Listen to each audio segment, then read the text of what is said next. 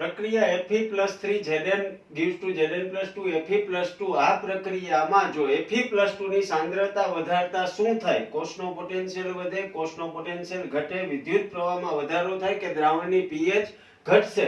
મિત્રો સૌથી પહેલા તો E સેલ બરાબર Ions of cell -0.0592/n log નિપજની સાંદ્રતા છેદમાં પ્રક્રિયકની સાંદ્રતા. આ તમારા મગજમાં છે.